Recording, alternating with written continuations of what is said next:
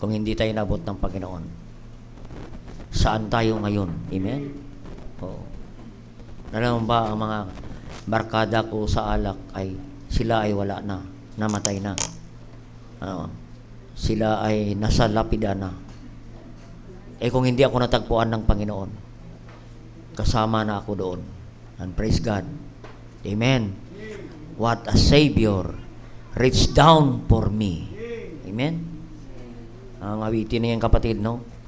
It touched my heart. Amen. Kasi iniisip ko, kung hindi ako inabot ng Diyos, paano yung aking mga anak, pamilya, at iba pang mga pamilya, at hindi ako nakarating sa Imus, kung hindi ako inabot ng Panginoon. Yan din po ang ginagawa natin. Abutin pa natin ang dapat natin maabot. Amen. Kahit wala tayong building, basta marami tayong maabot na kaluluwa. At babalik ang Panginoon. Kasi ang building, iiwan na lang natin yan. Pero ang mga kaluluwa na naligtas, kasama natin yan doon sa eternity. Kaya walang lugi. Amen. Kaya nga, Kaya pag tayo nagbigay sa treasury, yan ay savings natin for eternity.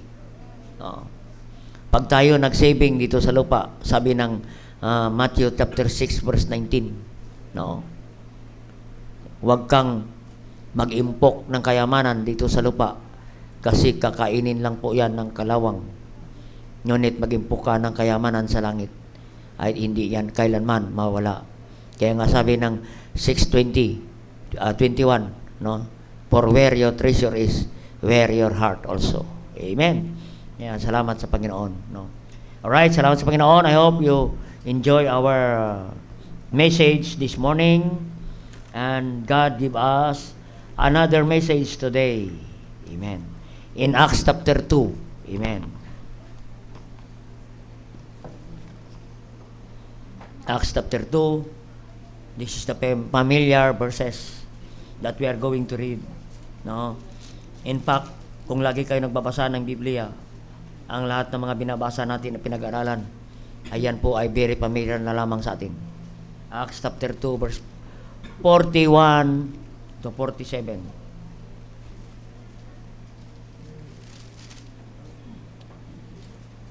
Basahin po natin hanggang 47. Aralin natin itong 41 hanggang 47 hanggang maabot natin. I hope na we have more time to expound these verses that we are going to read this evening in Acts chapter 2 verse 41. But we read this in unison. Sabay-sabay na lang tayo magbasa nito. Sabi ng verse 41, ready begin. Then they gladly received His word, were baptized at the same day. They were added unto them about 3,000 souls. And they continued steadfastly in the apostles' doctrine, and fellowship, and in breaking of bread, and in prayers. In verse 43, and fear came upon every soul, and many wonders and signs were done by the apostles. In verse 44, and all that believed were together, and had common things, all things in common. Verse 46, nasabi dyan,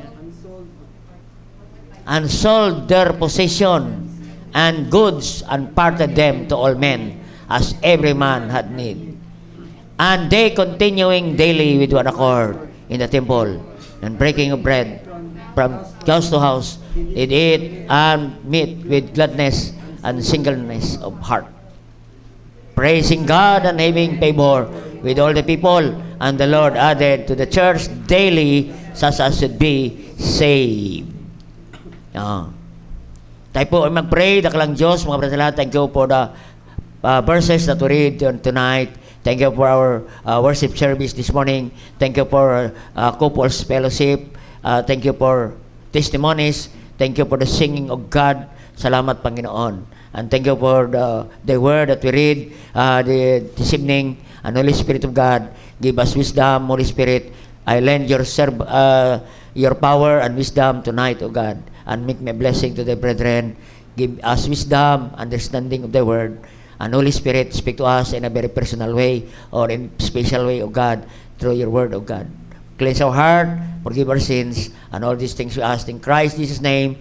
Amen. To me be seated. Ang mensahe natin ngayong umaga, ang ngayong gapon nating paralan the true Christ Church. Amen. The true Christ Church. Amen.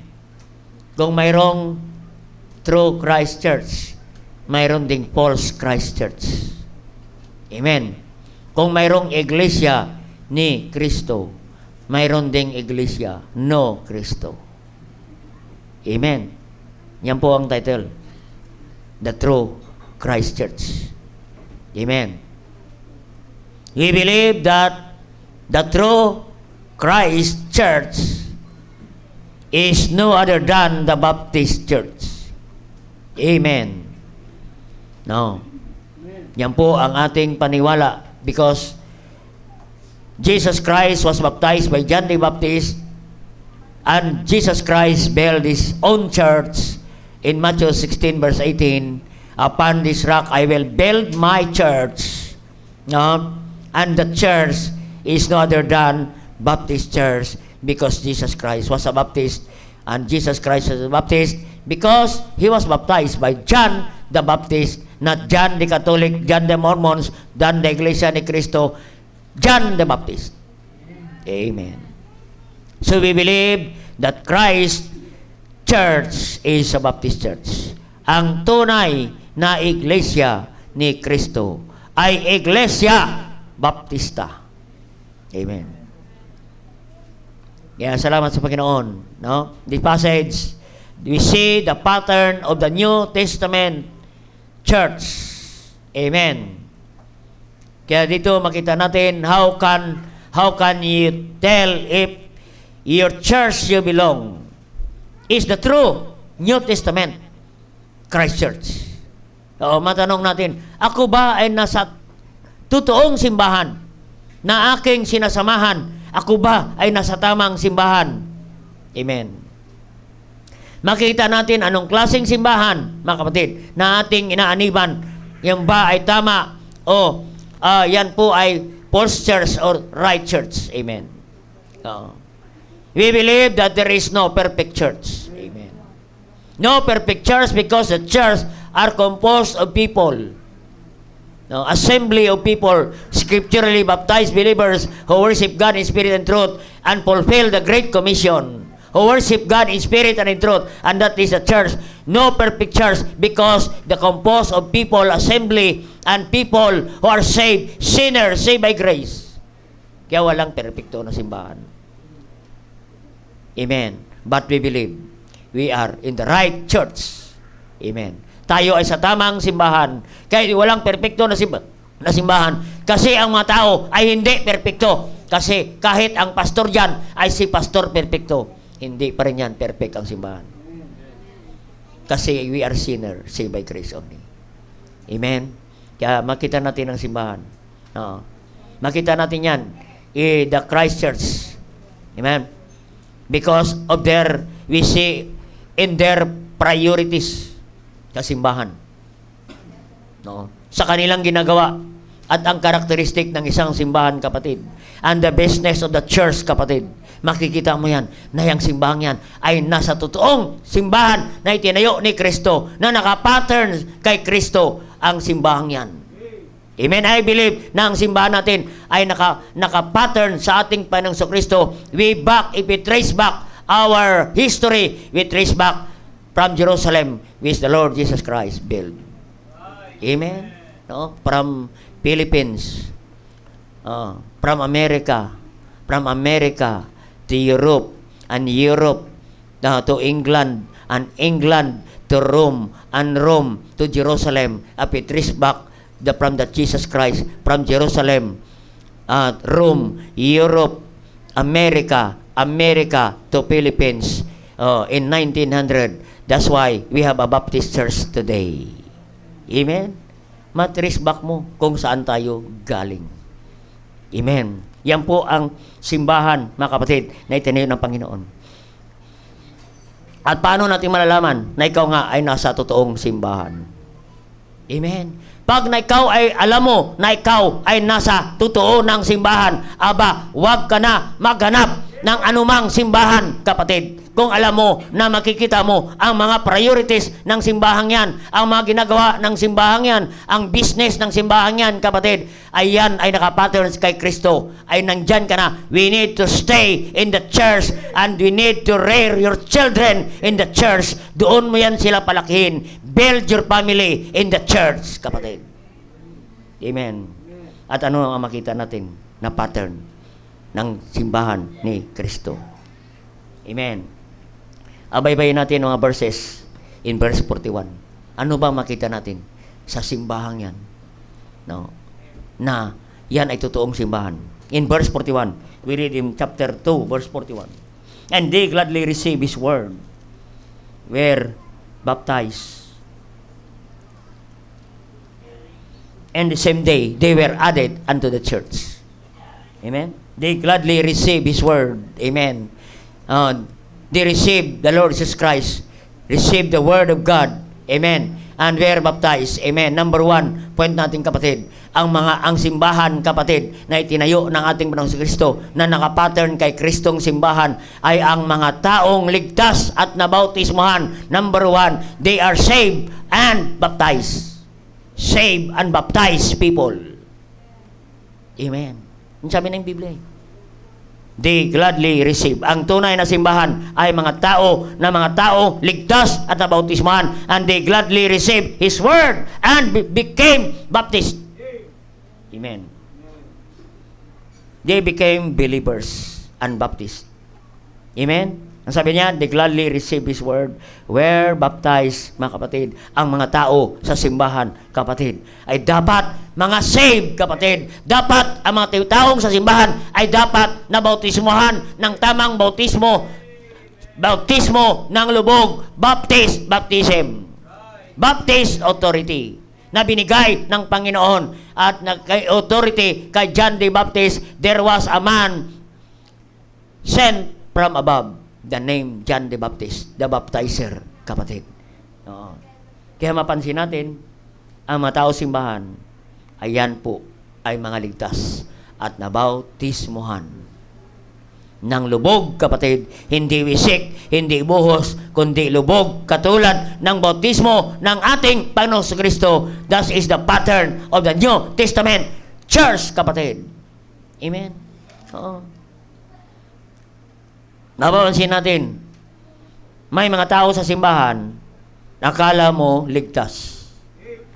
Nagligtas-ligtasan pala at hindi pala talaga tunay na ligtas. Amen. May nagsabi, baptist sila, pero hindi naman sila baptist sa mukha, sa damit, sa suot. Hindi sila mga baptist. Amen. Katulad sila ng mga taga-sanlibutan. Amen. Oh. Meron nga kami nakasakay sa sa Los Baños, no? Nagbabiyahe kami doon sa Mount Makiling. Wala palang masakyan doon. May sumakay. Oo. May sumakay sa amin. Oo. Lasing. Oo. At ang sabi niya, brother, ako man ay baptist. Pero amoy alak. Amen. Mahirap natin paniwalaan na siya ay baptist, kapatid. Na siya ay naglalasing, kapatid. Siya ay baptist pero nagsasabong. Amen. Hindi yan nawawala sa simbahan. Even the Baptist today, maging sa ating Panginoong Kristo, even in His 12 disciples, kapatid, mayroong isang Judas dyan, kapatid. Kaya makita mo sa simbahan, mayroong makikita ka na talagang hindi ligtas. Nagligtas-ligtasan lang. Amen? Oo. Kaya don't be the next Judas. Judas was a Baptist, but he was not baptized. He was not saved. Hindi ligtas. Amen. Oh, imagine in this church, Jerusalem Church, Peter was a pastor. Imagine when Pastor Peter preached one sermon, evangelistic sermon, evangelistic message, mga kapatid, in verse 39, and the Lord speak to the heart of the people. and 3,000 received the Word of God, received Jesus Christ as their personal Savior. At the same time, they got saved. At the same day, they were added unto the church. What amazing church. Amen? No? They gladly receive His Word. Amen? Totoong, ang ibig sabihin ng gladly, inaral ko sa Greek word, ang sabi niya, apodikomai, yan. Yan ang Greek word yan. Pag Greek word kasi, may English equivalent. Ang ibig sabihin yan, kapatid, that is fully. The word gladly means fully receive. 100% saved.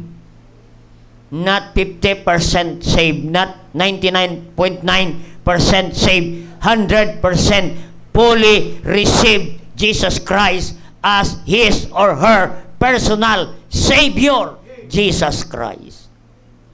Yan po, kapatid. Receive 100%. Amen? In Luke 8:40.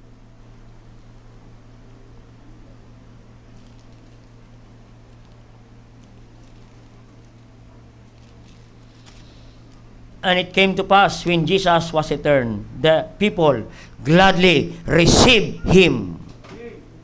Fully receive Him. Ibig sabihin, totoo na tinanggap nila si Kristo bilang Panginoon at tagapagligtas. Yan ang word na gladly. Hindi lang po yan masaya.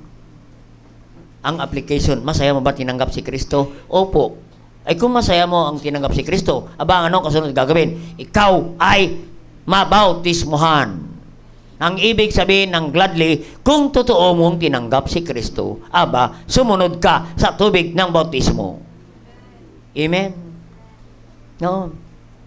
Kasi maraming nagsasabi, siya ay tunay na ligtas, pero ayaw naman magpabautismo. Aba, mga kapatid, ang tunay na tumanggap kay Kristo, fully receive, totally receive Jesus Christ. Ay sunod yan, siya ay mabautismuhan. Amen?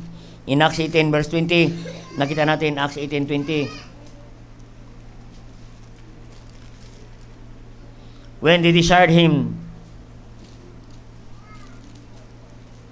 27, when he was disposed to pass into Achaia, the brethren wrote exhorting the disciples to receive him.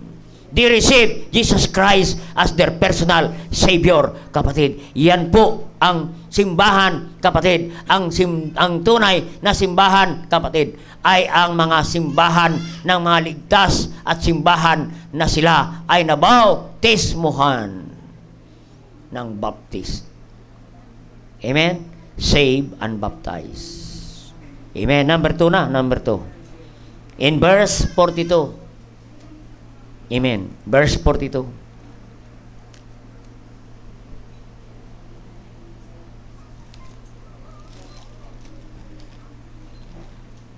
So, 42. Ayan yan. Okay na yan. Tapos na yan. Okay. O, 2:42 na tayo. Acts 2:42. Balik tayo doon. They continued steadfastly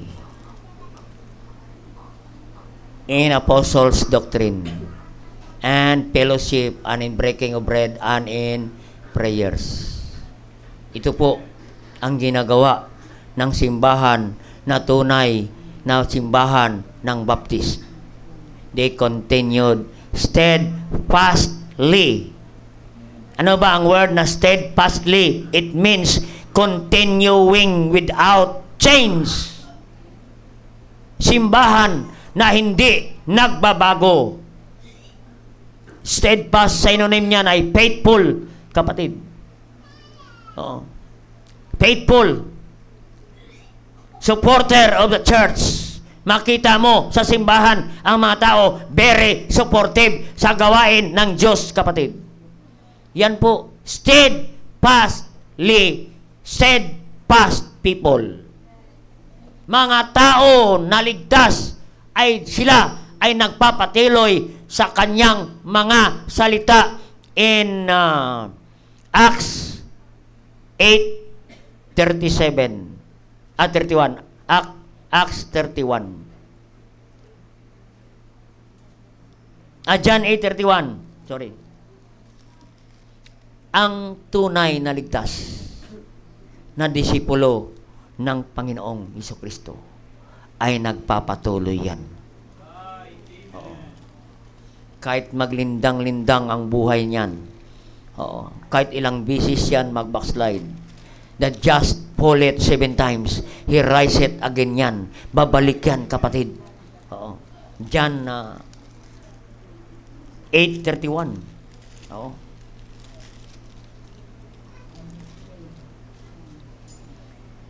They said to those, sabi rin, verse 30, and he spake this word, many believe on him. Verse 30. Then said Jesus to those Jews which believe on him, if ye continue in my word, then ye are my disciples. Indeed. Amen. Kung tunay kayong ligtas, tayo ay magpatuloy sa aking mga salita. Amen. Kaya ang tunay na mga naligtas, kapatid, na ating nasiran, magpabaptize yan at siya magpatuloy na kapatid sa salita ng Diyos. Hindi yan magpakali na hindi yan makarinig ng salita ng Diyos. Hindi yan magpakali na makakain ng salita ng Diyos. Amen. And they continued, the Bible says, steadfastly. Amen. It means that steadfast people are faithful people in every activity of the church. Kapatid, nariyan yan. Oo. Sabi nyo, tingnan nyo, saan siya nagpapatuloy? And they continued steadfastly in apostles' doctrine. Ang simbahan, kapatid, na totoong simbahan ay nagpapatuloy yan sa tamang doktrina, the Bible doctrine, the Baptist doctrine, and that is apostles' doctrine. Amen. Apostles' doctrine. Bakit? Sino ba mga apostles? Baptist. Baptist doctrine. Ano ang sinunod ng mga apostles' doctrine? Bible doctrine. And Bible doctrine is a Baptist doctrine. Tamang doktrina. Doktrina ng Biblia. Hindi doktrina ni Satanas. Amen? Kasi may mga false doctrine ngayon. Strange doctrine ang tawag. Amen? Kaya ang simbahan ay nagpapatuloy sa tamang doktrina. Ang tamang simbahan ay hindi pababago-bago ng doktrina, mga kapatid. Amen? Na dati naniwala sa sinner's prayer, aba ngayon ay hindi naniwala sa sinner's prayer, bahala ka na kung ano ang mangyari sa iyo. Amen? Hindi na nila inililid sa sinner's prayer. Oo. Kung ayaw ninyo ng sinner's prayer, ay palitan namin ng righteous prayer. Amen. Ano ang ipagpipray nila niya kung sila magpipray? Hayaan natin sila magpipray. Dapat i-lead natin kasi bulag sila sa katotohanan. Ang bulag ay iakay natin sa tamang daan. Amen? Eh kung hindi natin i-lead sa sinner's prayer, eh ito ay isa puso mo ang prayer, ha? I-guide lang kita. Maliligtas ka, hindi sa aking panalangin, kundi sa iyong panalangin. No? At ito po ang panalangin ng pagtanggap kay Kristo bilang tagapagligtas. Susunod siya. Isa puso niya ang panalangin. Ay kung hayaan natin yan, maiba ang doktrina natin. Ano ang ipanalangin ng taong yan? Ay sanay sa Katoliko yan. Ang anong i-memorize niyan? Hail Mary, full of grace, the Lord is with you. Sino ang tagapagligtas niya? Blessed is the fruit of thy womb, Jesus. Hail Mary, full of grace. Hindi si Jesus ang kanyang tagapagligtas. Ang tagapagligtas niya ay si Maria. Hindi si Maria ang namatay sa krus, kundi si Jesus ang namatay sa krus, kapatid. I am the way, the truth, and the life. No man cometh unto the Father but by me. Jesus said, John 14:6. Amen? Eh makita ka ng simbahan ganyan. Amen? Na dati ay may mga songbok, may Baptist favorites ang inaawit, ay ngayon inalis na ang songbok. Ay mga rock music na, mga hell music na kapatid. Ang dating simbahan yan, ang salita, ang Bible ay ginagamit, King James Bible, the pure Word of God. Aba ngayon, hindi na King James only, kundi King James also na, kasi naniwala na siya sa New King James Bible, NIV Bible, New Version, ano pa yan? NIV, SIB, ano man yan. Nagpabago ng doktrina. Amen. Ang doktrina ng Biblia ay hindi nagbabago. Amen. We need to be steadfast in our doctrine. No. Kaya nga mayroon tayong doktrina. Amen. Mayroon tayong doktrina sa ating Biblia, mga kapatid. No? No, mayroon tayong doktrina sa ating Biblia. Inaaral natin, mayroon tayong Sunday School, kapatid. Nagpapatuloy tayo, maging supportive tayo sa bawat activity ng ating simbahan. Be faithful. That's the word. Steadfast people are faithful people in every activity of the church, kapatid. In apostle doctrine, in Sunday school, kapatid. In Sunday school is very important because Sunday school, we study about the doctrine. Amen. Aba, maraming mga doctrine natin pag-aralan. Kanina napaganda, that is the doctrine of eschatology. Ang pinag-aralan nyo ng umaga. Amen. And that is the doctrine of the last days. Amen. Mayroon akong charge niyan dito, kapatid. Para kayong nanonood ng sine from Revelation 1 to Revelation 22. Makita ninyo, kapatid, inilatag ng Diyos ang kapahayagan, ano ang mangyari from Revelation hanggang Revelation 22. What happened to this world, mga kapatid, makikita mo. Oh, maaninag mo. Kasi ang Revelation is the history written in advance. Nakasulat na ang mga mangyayari. At hindi pa nangyayari, nakasulat na. At mangyayari, everything will be fulfilled. Because the Word of God remain forever and ever. Amen? Kaya nagpapatuloy sa Sunday School. Amen. Ano pa? Fellowship. Ano pa ba? Nandyan, kapatid. Sa Sunday School, ano pang kasunod? They continued steadfastly in apostles' doctrine and fellowship. Amen. Fellowship. Kaya nga mayroon tayong fellowship. Every week mayroon tayong fellowship. Kanina may couples fellowship. Last Friday mayroong men's fellowship. Last week mayroon kaming men fellowship. Last 2 weeks ago mayroong junior young men fellowship. Oo. Sunod mayroong senior fellowship. Amen. Oo. Nakita natin dyan, in verse 42, in fellowship. Amen. And breaking of bread. Amen. Aba ang Baptist, kapatid, ano? May mga kainan. Breaking of bread. Amen. Breaking of bread. No? Pag-usapan ang pagkain, number 1 ang Baptist. Amen? No. Importante sa Baptist ang fellowship, may pagkain. Aba, marami kayong pagkain. Kanina, hanggang ngayon, marami pa rin pagkain.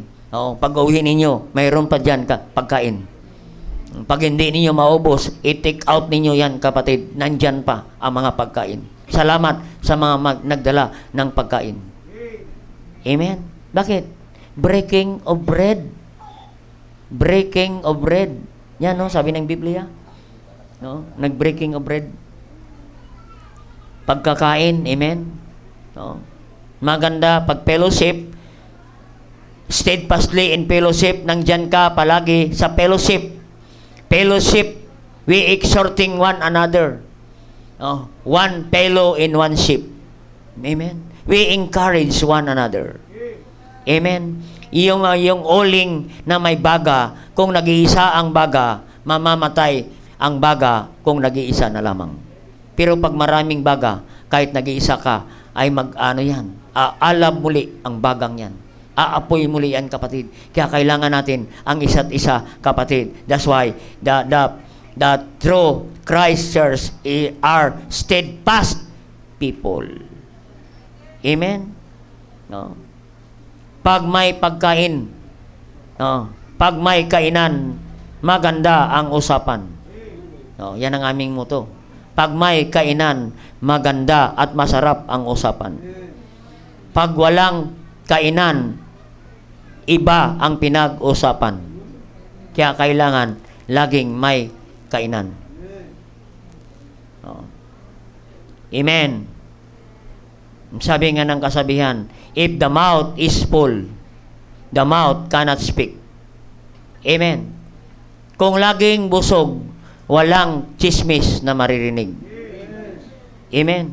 Kasi puro kain eh. Amen. Kaya salamat sa Panginoon. Ano pa? In prayers, steadfast in prayer. Makikita mo yan, ang isang steadfast na mananampalataya, kapatid, siya ay faithful. Makikita mo ang isang miyembro ng simbahang ito, siya ay faithful in prayers, in prayer meeting. Amen. In prayer meeting. Kaya nga sabi ng kasabihan, if you church Sunday morning, you love the church. If you church Sunday evening, you love the pastor. If you church Wednesday prayer meeting, you love the Lord Jesus Christ. Amen. Kaya mga kapatid, kaya ang prayer meeting, yan ay gauge natin kung mahal natin ang Panginoon. Pag mahal mo ang Panginoon, lagi mo siyang kausapin. Pag in love ka sa isang tao, hindi maari na hindi ka magme-message. Kahit hindi naman oras na mag-message ka, kapatid. Pag mahal mo ang Diyos, kapatid, anytime, tawagin mo ang Diyos. Kausapin mo ang Diyos. Pray without ceasing. They continued steadfastly in prayers. Amen. Yan po ang tanda ng simbahan. Steadfast people, faithful na mga tao na supportive anumang activity ng simbahan, soul winning, nandyan, prayer meeting, nandyan, fellowship, nandyan, ladies fellowship, nandyan. Men yan men. Ladies fellowship, nandyan pa rin. Faithful, sobrang faithful. Amen. Kahit senior fellowship, nandyan pa rin. Oo. Na 26 years old pa lang. Oo. Pero akala mo ay 62 na. A-attend ng fellowship. Amen. Steadfast people. Yan ang makita mo sa simbahan. Yan dapat ang mangyari sa bawat membro. Be steadfast in every services. Amen. Kayo rin po ang makinabang pag ikaw ay faithful. Oh. Number 3, 43. Ano yan dyan? 43. And fear came upon every soul, and many wonder signs were done by the apostles. Amen. Ba nagkaroon ng takot ang bawat isa? At marami ang mga himala na ginawa ng mga apostles. Amen. Imagine, Number 3, they are spirit-filled people. Ang mga taong ito ay puspos ng banal na espiritu. Pag ang Kristiyano ay puspos ng banal na espiritu, hindi puspos ng masamang espiritu, puspos ng banal na espiritu, ay marami po. Mamamangha po kayo. Marami ang mga milagro. Amen. Na darating, mangyayari sa buhay natin, kapatid. Amen. Marami. Marami tayong ma-answer prayer. Marami tayong ma-accomplish kung ang simbahan ay spirit-filled Christian like this Jerusalem Church na si Peter ang pastor. marami ang maliligtas, kapatid. Marami ang soul winner, na marami ang mag-surrender ng buhay. Marami ang maglingkod sa Diyos kung ang simbahan ay spirit-filled people. Amen. Dito po makita natin 3,000 souls saved and baptized in one day, in one sermon, because they are steadfast people and they are spirit-filled people. Kahit may pagsubok, kahit may problema, hindi hadlang, kapatid, na sila ay magpatuloy sa Panginoon. Why? Because they are spirit-filled people. Maraming himala mangyayari sa simbahan, maraming himala ang mangyayari sa iyong pamilya, sa iyong buhay. Maraming himala na iyong tatanggapin. Ang mga imposible ay naging posible kung ikaw ay spirit-filled people. Amen. Kaya ang simbahan nating, kapatid, hindi mahirap na itayo ang ating building. Amen. Hindi mahirap na i-provide ng Diyos ang ating pangailangan sa ating organization kung ang bawat membro ay spirit-filled. Mga kapatid, people, hindi mo mahalaga. Ay kung ang bawat simbahan, spirit-filled people. Plus, bawat pamilya, spirit-filled people. Si tatay, spirit-filled people. Puspos ng banal na espiritu yan. Si tatay, si nanay, spirit-filled people. Mga anak, spirit-filled. Oo. Lead by the Spirit, kapatid. Ang Holy Spirit ang nangunguna sa bawat tahanan. What a beautiful family kung ang pamilyang yan ay spirit-filled people. Ay kung ang pamilya ibang espiritu, naku po, masamang espiritu, ay mga kapatid, nakakalungkot ang tahanang yan. And that is broken home. Amen. Maraming himala sa ating pamilya, maraming himala sa bawat mananampalataya, maraming himala sa ating simbahan. Kung ang simbahan natin ay spirit-filled people like this church in the book of Acts. Amen. Nandiyan pa ba kayo? Amen. Nandito na, ito na maganda ulit. Lahat naman maganda. Amen. Verse 44. Maganda kasi sa Word of God, lalong nag-exciting. Amen. Tingnan na sa verse 44, binabaybay natin ang salita ng Diyos. Kanina, save and baptize people. Number 2, steadfast people. Number 3, save, Number 3, spirit-filled people. Number 4, basahin natin muna.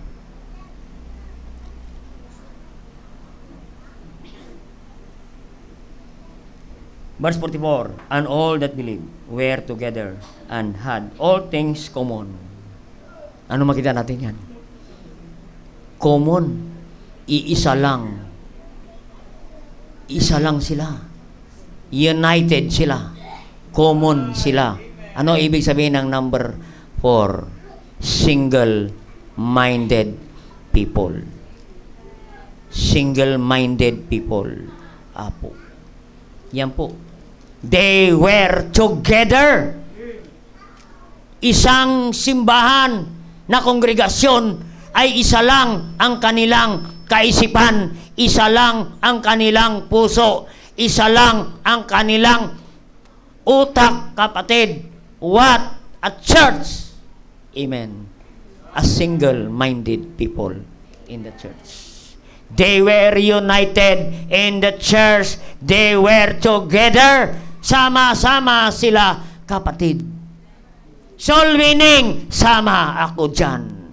Mamigay tayo ng tracts, sama ako dyan. Mag-jail ministry tayo, sama tayo. Nandoon tayo sa vaccination center, mag-evangelize tayo, sama-sama tayo. Sama ako dyan, pastor.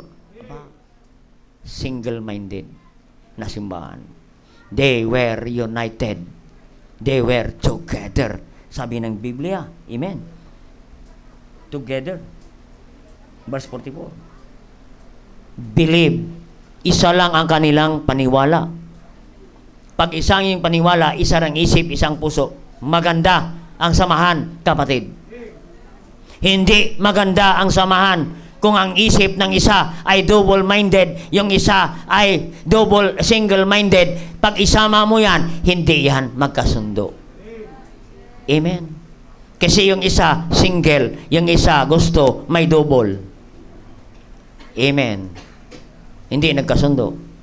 Kasi may double.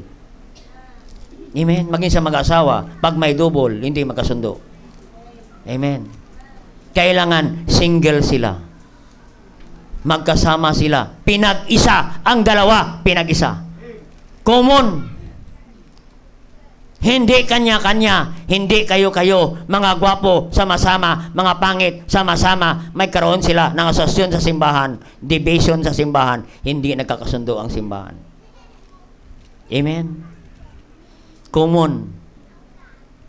Amen. Sabi ng verse 44, had all things common. Maliwanag, ano? Common. Isa lang. Parehas. Pareho. Ang kanilang isip, puso. Walang kumukontra.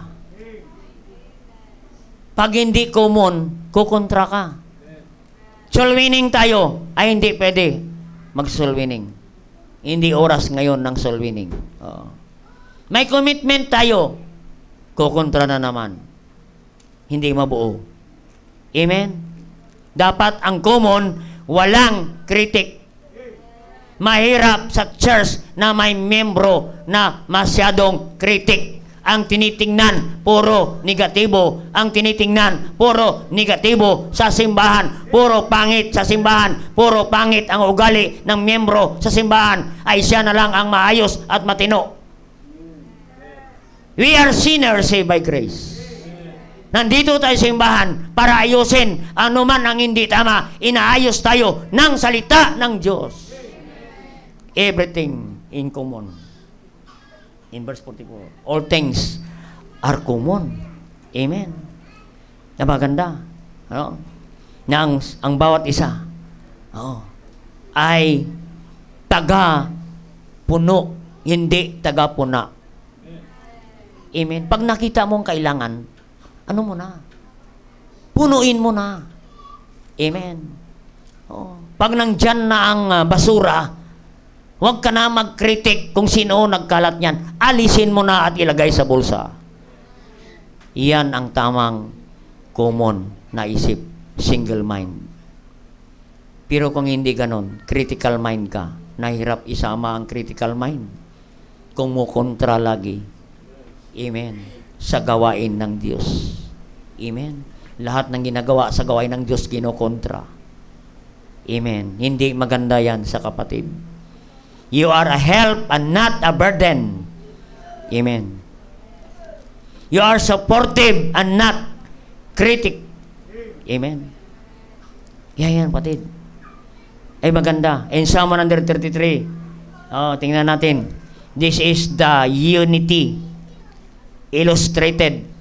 Mga patid, pag ang bawat isa united sa simbahan, i-bless ng Diyos ang simbahan.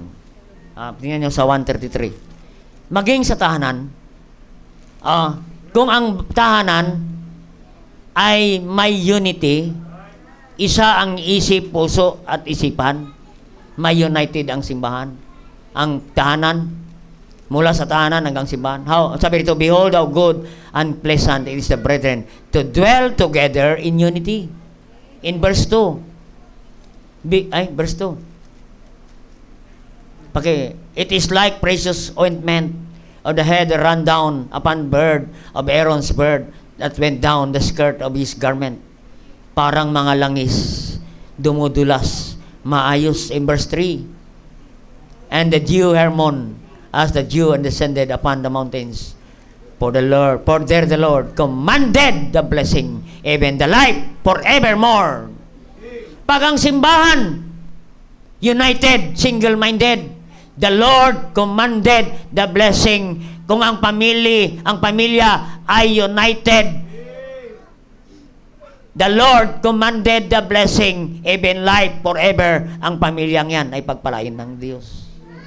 Eh kung sama-sama sila sa simbahan, sama-sama sila sa panalangin, sama-sama sila kumakain, kapatid, what a joyful family. What a happy family. Amen. Kaya maganda. Sa church, nagkakasundo ang bawat isa, sa bawat pamilya, nagkakasundo. Magkakasundo lang tayo kung ang tahanan na yan mayroong salita ng Diyos. Amen? Oo. Mahirap lumago ang simbahan na hindi nagkakasundo. Amen? Pag isa ang isipan natin, mabilis ang paglago. Mabilis ang pag-aakay ng kaluluwa. Amen? Oo. Pagpalain. Sabi ng Biblia, the Lord will command the blessing. Utusan ng Diyos ang blessing sa bawat pamilya. Kung ang bawat pamilya, si tatay nagkasundo, si nanay nagkasundo, si anak nagkasundo, si biyanan hindi nagkasundo. Amen. Kaya ang sabi ng Biblia, it is not good a man to be alone. Ano sabi niya? Leave his father and mother and cleave his wife. Amen? No? Kaya maganda talaga sa pag-asawa. No? No? It is good for a man to be alone. Bakit parang iba, no? Iba. Kaya sa pag-asawa, sabihin ko na lang sa mga hindi pa nag-aasawa, it is not good for a man to be alone. Kailangan, may trabaho ka. Amen. Pa nag-asawa ka, see to it na may trabaho ka. Kung wala kang trabaho, it's better to be alone. Amen. Nakaproblema ang pamilya eh. Bakit? Kasi yan ang binasihan mo. At mabawasan natin yan, ang Genesis chapter 2, si Adan nagpawis, nagtrabaho para sa kanyang pamilya. Ay ikaw, walang trabaho, ay dapat lang mag-isa ka, kapatid, at magdusa. Amen. Oo. Tama na yan. Oo. Kaya hindi talaga maganda ang isang pamilya na hindi nagkakasundo. Amen. Magbiyanan, hindi nagkasundo. Mag-asawa, hindi nagkasundo.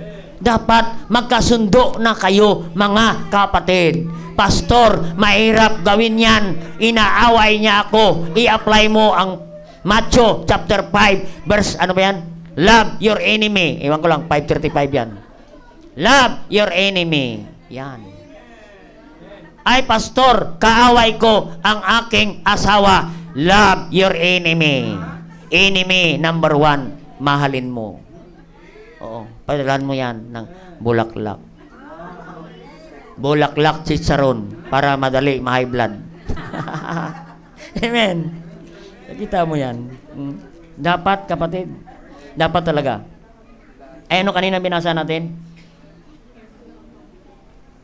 Ay, diyan kanina. Therefore shall a man leave his father and his mother, and shall cleave unto his wife, and there shall be one flesh. One flesh. Pag ang mag-asawa, hindi one flesh, hindi yan nakikita, naku po, may problema. Kailangan, mayroon silang panahon ng one flesh. Magdiskarte kayong mag-asawa, mag one flesh kayo. Sabi ng Biblia shall be one flesh. Sa Biblia sinusunod lang natin ang Biblia.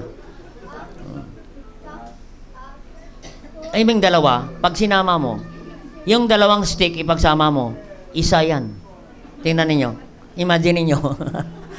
Nag-imagine kayo. Yan. Yung mamaya na ulit. And leave his father and mother. Maganda, no? Ito, maganda sa mag-asawa.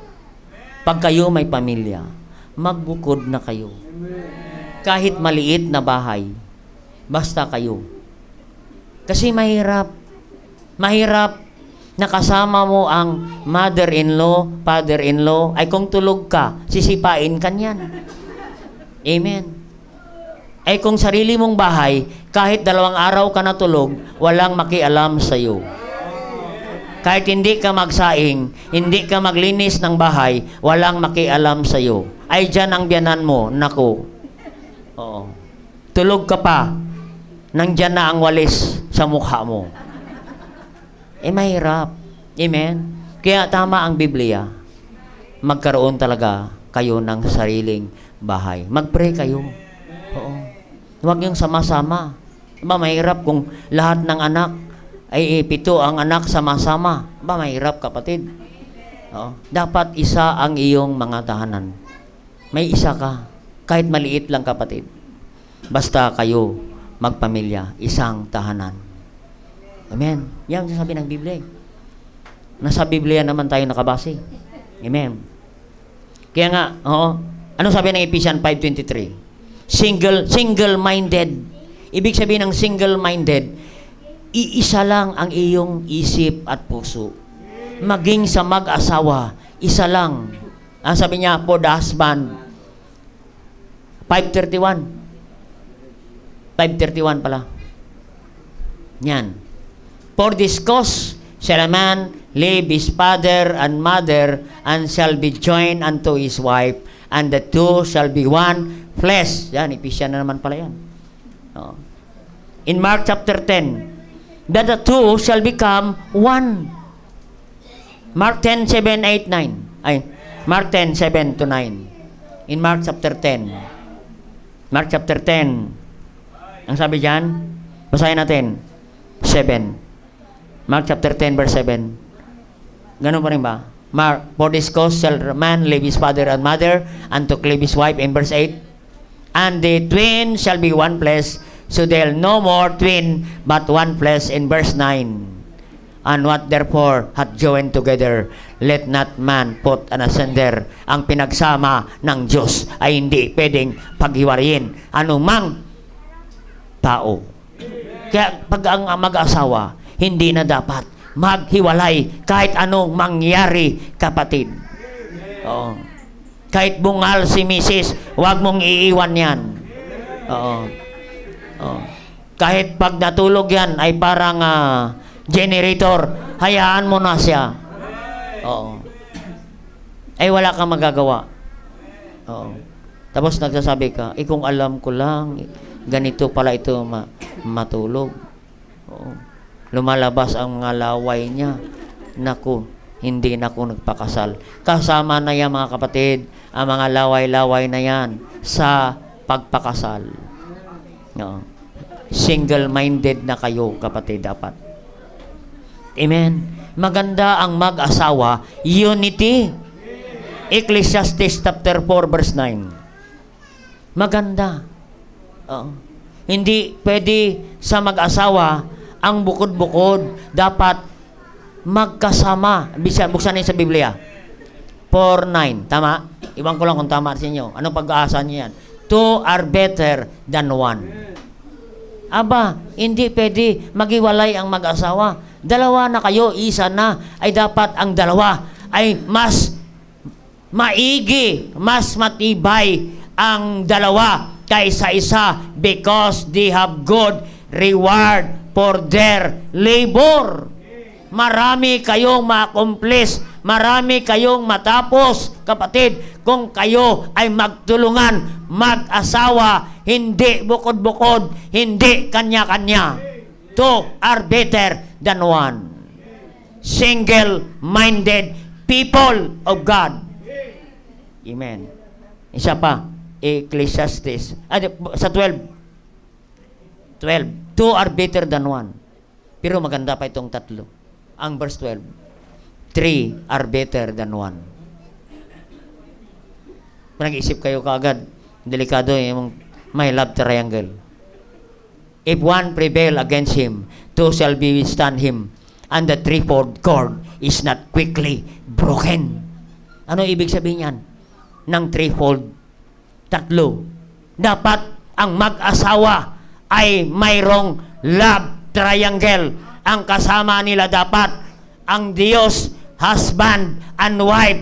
Pag-akasama ang mag-asawa ay ang sentro, ang Diyos, love triangle. Yan, ang mag-asawang yan, kasama si Kristo, si husband, si wife, kasama si Kristo. Sabi ng Biblia, three-fold cord is not quickly broken. Hindi po yan basta-basta mahiwalay. Hindi po yan basta-basta maputol ang relasyon. Hindi basta-basta yan masira ang relasyon. Kung kasama ang Diyos sa inyong relasyon sa mag-asawa, love triangle. Two are better than one, but three is more better. Cannot be broken because the center of that family is God. God-centered life, God-centered marriage, God-centered family, God-centered church. What a church! And the Lord will command the blessing. Amen. Single-minded.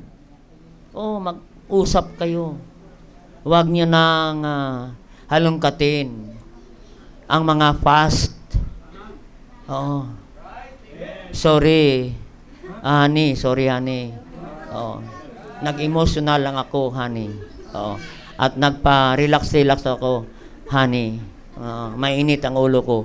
Ngayon, malamig ng ulo ko. At nabasa ko ang Matthew chapter 5, love your enemy, and you are the one I love.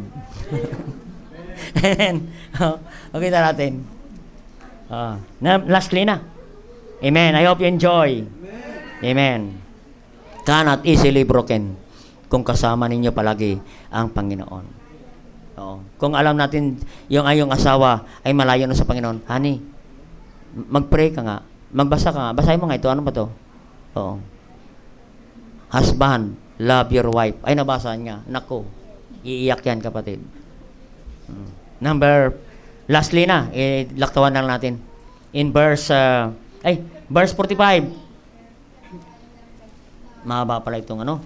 Nandiyan pa ba kayo? Acts 2, 45. 45. Bilisan ko na. Ito maganda rin, 45. Lalong paganda ng paganda. And sold their possession and goods and parted them all men as every man had need. Aba, iba itong simbahan. Ano nangyari sa simbahan? Oo. Number 5, sacrificial giving people. Ibig sabihin, unsold. Nagbinta ng property at mga bagay-bagay and binigay sa pangailangan ng gawain ng Diyos. Aba, mga kapatid, ano? What sacrificial giving ito? Amen. Kaiba ito kanina ng preaching natin. Sacrificial giving people. These people willing to sacrifice, they give willingly to the Lord's work. Amen. Dito makita natin kung gaano nila kamahal ang simbahan. Makita natin kung gaano nila kamahal ang gawain ng Diyos. They sold their possession and goods at binigay sa pangailangan ng simbahan. Aba, mga kapatid, makikita mo ang simbahan yan. Yan ang makikita natin sa simbahang ito sa Jerusalem, kapatid. What a blessing kung makakita ka sa simbahan na isang miyembro ay magbinta ng property at ang kanyang mga ari-arian at ibigay sa gawain ng Diyos. Amen. No? Naalala ko si Pastor Alan, nagbinta ng motor, almost 100,000. Binigay lahat sa gawain ng Panginoon. Kulang pa para sa property. Isinangla pa ang kanyang titulo sa bangko doon para idagdag sa property. Sipin mo yan. Ito, willing to sacrifice. Sacrificial giving. Amen. These people willing to share their blessing to the Lord's work. Gaano sila ka-blessing? Gusto nila, blessing sila sa gawain ng Panginoon, kapatid. Nag-sacrifice sila sa pagbibigay ng kanilang commitment, kapatid. Oh. Para sa pangailangan ng gawain ng Diyos. What we need today is sacrificial giving. Not comfortable giving, not cheerful giving, but more sacrifice giving. Imagine, ibenta mo ang kotse mo, ibenta mo ang bahay mo, ibigay sa gawa ng Panginoon. Ama, mahirap yan gawin, pero ginawa ng mga taong ito sa gawain ng Diyos, kapatid. Kahit maglakad sila papunta sa church, gagawin nila. Kahit walang sundo, pupunta sa simbahan, punta sa simbahan. Kahit walang pamasahe, gagawin nilang paraan para makarating sa simbahan, because they are willing to sacrifice para sila makapunta sa simbahan, makapakinig ng salita ng Diyos, kapatid. Sacrificial giving people, they are willing to share their blessing to the Lord's work. Amen. And lastly, number ano yan? Number 4 naman. No? Number 5 na ba yan? Sacrificial giving. And next, 47. Naganda rito. Last na to. Praising God and having favor with all the people, and the Lord added to the church daily such as should be saved. Amen? Oo. Anong number yan? Parang yung number 5 yan, ah. Oh. Bakit number 5 sa sacrificial giving? 4. Number 6 na ito. Ayun, number 6. Oo, kasi number 5 yan eh. Number 6. Oo. Imagine. Basahin natin, ah. Huwag kayong magalala, wala nang kasunod. Kasi chapter 3 na. Uwi na tayo. And the Lord added to the church daily. Ano yon? Soul winning people. Sipin mo yan, ano? Save and baptize people. Steadfast people. Spirit-filled people. Ano pa? Number 4. Sacrificial. Ano yan? Single-minded people. Sacrificial giving people. And soul winning people. Amen. Imagine, in verse 41, 3,000 souls saved. In one sermon, 3,000 baptized. What soul-winning people in the church, kapatid, if every member of the church win souls, many will be saved. Many lost got saved. Makita natin ang simbahang ito. Daily, araw-araw sila nagso-soul winning, araw-araw sila nag-home Bible study, araw-araw sila may discipleship, araw-araw may nadagdag sa gawain ng Diyos, araw-araw may nabautismohan. Amen. Kaya ang tunay na simbahan, soul winning is the main thing. The business of the church is no other than soul winning. No other business in the church, not networking, but soul winning. Amen. Tandaan natin, we are the product of soul winning. Ang simbahan na walang soul winning, kung hindi yan ay dead church, those churches are dying church. The church will die without soul winning. Amen. Personal, church-wide soul winning. Kahapon, 100 souls. Why? Marami ang lumabas. Ay kung madagdagan pa, more souls to be saved. Wherever you go, we need to evangelize. Yan ang simbahan. Amen. Busy in evangelizing our loved ones, our community, to the region beyond. Acts 1:8, ye are my witnesses, Jerusalem. Ye are my witnesses, beginning Jerusalem, Judea, Samaria, and to the uttermost part of the world, kapatid. Amen? We need to reach out our Jerusalem. Ang unang adalhin natin sa Diyos, ang una nating i-evangelize, i-disciple, i-dalhin sa church, yang ating Jerusalem, ang mga taong malapit sa atin, yan dapat ang ating mahalin. Ang sabi ng Matthew 22 verse 38, love thy neighbor as thyself. This is the second commandment ng Panginoon. Who is your neighbor? You need to evangelize your wife, your husband, your children, your mother-in-law, your sister-in-law. Oo. Yan po, your brother-in-law. That's what we need to evangelize. Evangelize our Jerusalem before Judea, before going to Samaria. See to it that you disciple your Jerusalem. That is kind of a church, soul-winning people. Amen? Praise God. Soul-winning people. Nakaganda ang inyong topic kanina, no? Sa mga adult dito, sa mga lalaki. Narinig ko si Noah. Si Noah built his family, disciple his family for 120 years.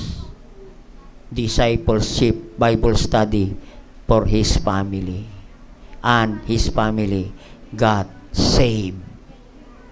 Ay tayo, isang taon pa lang, nagsawa na. Isang taon pa lang ng Bible study, nagsawa. Tingnan ninyo, si Noah. Noah built an ark. At the same time, he built his family for 120 years. That is soul-winning people. We need to win souls. We need to win our Jerusalem, the nearest of our heart. Yan ang dali natin sa Diyos. Tayo po mag-pray. Dakilang Diyos, thank you God for your great message tonight. What Christ, through Christ Church, save and baptize. Steadfast people, spirit-filled people, sacrificial giving people, single-minded people, soul-winning people. Oh. Kung Diyos nangusap sa atin, mita naman sa'yo, gusto ko maging katulad na klaseng Kristiyano, katulad ng mga tao sa Jerusalem habang tinutugtog ang awit panyaya. Before you go home, make decision to be a part of this through Christ Church. Be steadfast, spirit-filled, sacrificial, giving people, single-minded people. Magkaisa na kayo, mag-asawa, magpamilya.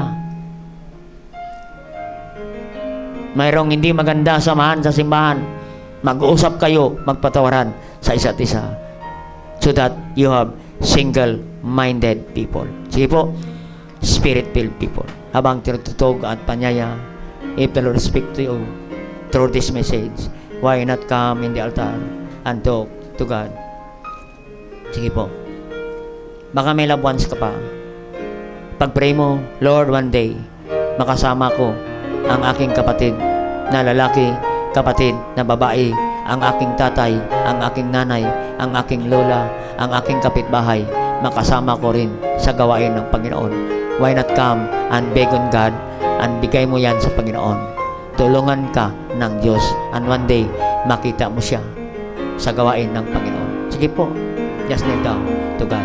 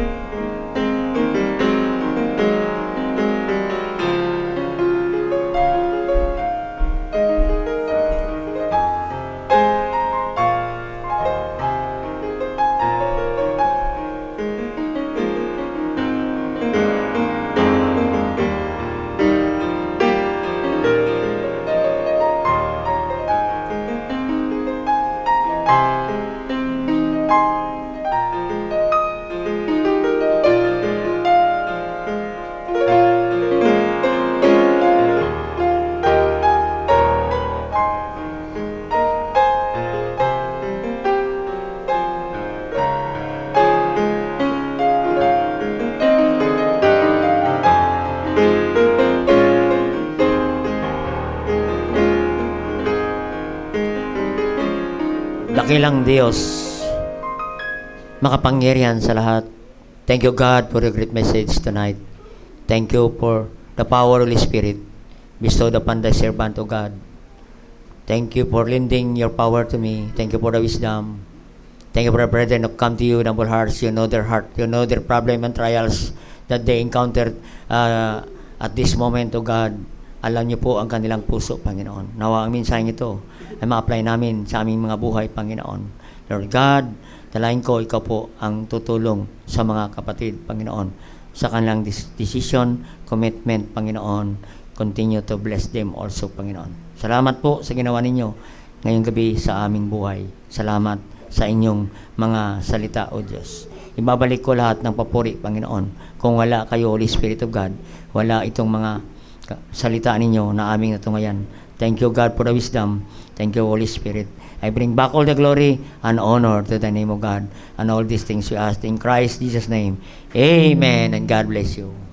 Alright, salamat Panginoon. I hope there's something tonight. At tawagin na po natin ang ating answer. And kampanan po natin ang ating kaloob.